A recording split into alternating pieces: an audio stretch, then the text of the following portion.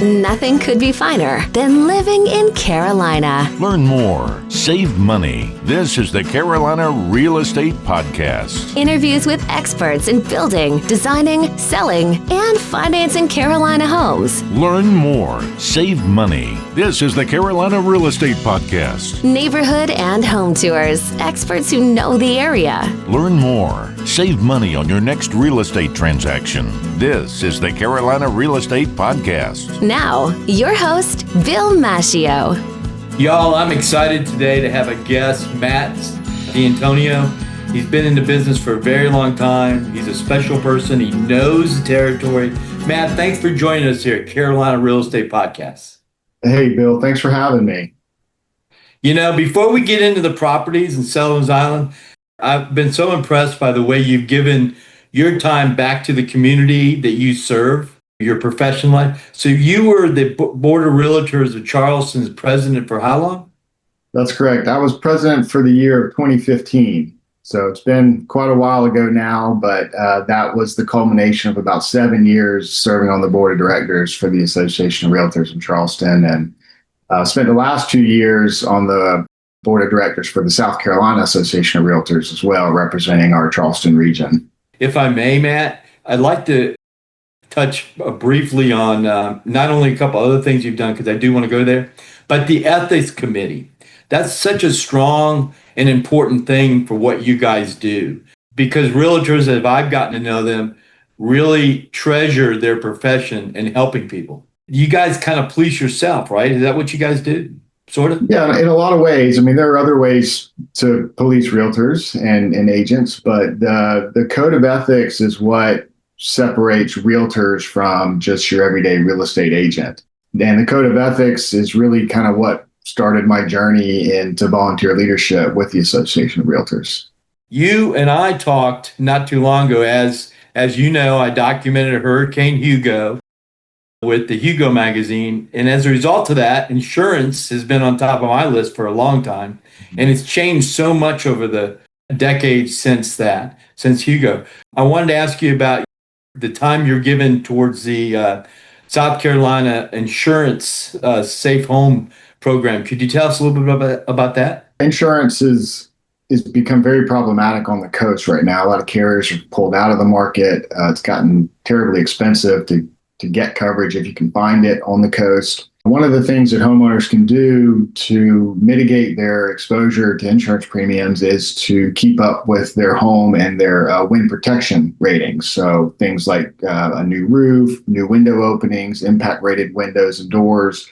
And the Department of Insurance for South Carolina has a safe home committee. And I've been serving on that committee for the past 5 years. And what the Safe Home program does is it provides grants to homeowners who would like to improve the wind fortifications of their home. Actually, that program will start accepting new applicants in January, February of 2026. So it's something to look out for if you have designs of replacing your roof or your windows along the coast. Check out that program because there's money available to folks who qualify. I got to say, man, the giving your time for these different organizations is so important to your profession. So I commend you for that. Thanks for doing it. Hey, man, let's talk about Sullivan's Island, okay? So I know that you know Isle of Palm, Sullivan's Island, Charleston, and Mount Pleasant very well. You've got 2 listings right now currently on Sullivan's Island, and I want to hear from you. What's special about that island? Everybody got their opinion on the different places, but what really makes Sullivan's Island special, in your opinion? Sullivan's Island has a special place in my heart and in my life. I mean, as a child, I spent a lot of time coming out to Sullivan's Island. My aunt and uncle lived out here. My Uncle Avram, who helped me get started in real estate. So I would come out and visit them as a child, and we'd go to Gruber's Wishing Well for boiled peanuts and snow cones. And it was very sort of sleepy, unfussy, quintessential beach town. And a lot of people from downtown Charleston would spend their summers out there. It has grown up quite a bit in the last couple decades, but still a very special place. A lot of unique character, a lot of historic properties, a lot of history here. They've done a really good job of preserving the character and the architectural history of the island It's one of the closest places to downtown Charleston, so it's very convenient to get to and from. They've got a vibrant business community, lots of fun bars and restaurants and shops right there downtown. And then they've got an amazing elementary school right there on Front Beach. It's a beautiful facility. It's well funded through the Friends of SIES. Can you explain what the Friends of SIES is? As best as I can, Bill, it's like an endowment fund. There's a board that raises money each year. It's parents, parent-led, parent-driven, and they raise money to provide programs to the students there that aren't in the budget from Charleston County School District. Things like a wet lab that they have, arts programs, language programs. And so the parents, they do fundraisers. Isn't it oceanfront? Is that property? It is. Yeah. So the kids get to do, beach recess a couple times a year if they're well behaved. They do some science classes and nature classes out there on the boardwalk. So they do a good job of incorporating their location into their lesson plans. When Drew and I lived on Isle of Palms, he would go to school there, and it's a special place. It really is a special place. Right. Thanks for that. Thanks for telling us, man. Some of that I didn't even know, and I've been knowing you a long time. Island Vibes is awesome, and I love that it's a different perspective on the island, and the quality of the paper is super. Thank you. And positive. Thank you very much. Hi, I love the Island Vibes paper. I love the quality, the positive vibes, and the positive stories. So thank you very much for bringing it to the island. If you want to know what's going on the island, know what the restaurant specials are, know what our politicians are doing, and have a general good idea of all the fun we have out here, pick up the Island Vibe. You'll get the vibe. Island Vibes is the deal. You're watching the Carolina Real Estate Podcast. Let's talk about these listings you have. And let's start with on Sullivan's Island, 904 Middle Street. Mm-hmm. That's one of your listings, right? It is, yeah. I believe that you could list 1,000 or 100 homes, however, and there's always something special about that home that you like, that the realtor that lists it, I know, feels special about that home because there's one or two things. Like when I publish the magazine, there's always an article or two in there that I bring close to my heart because I like it so much. So when it comes to 904 Middle, what's special about that listing for you? The thing that strikes me most about that house is the location. That western end of Sullivan's Island is very quiet. It's absolutely gorgeous down there. Some of the neighboring homes are like nothing you've ever seen before. And in this particular lot is situated such that you look out your windows of your living room or your bedroom, and you are looking straight up the Intracoastal Waterway. I mean, it's nothing but water straight out of your windows. And the Ben Sawyer Bridge is in the distance.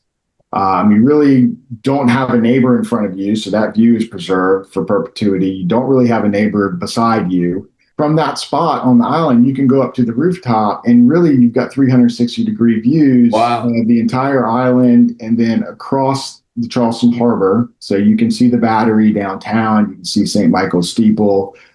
You look out towards the harbor. There's Fort Sumter in the harbor. Keep turning, and then you've got the Stella Maris on Sullivan's Island. And so it really is just 360-degree views out there with a lot of architectural interest and historical interest, no matter which way you look.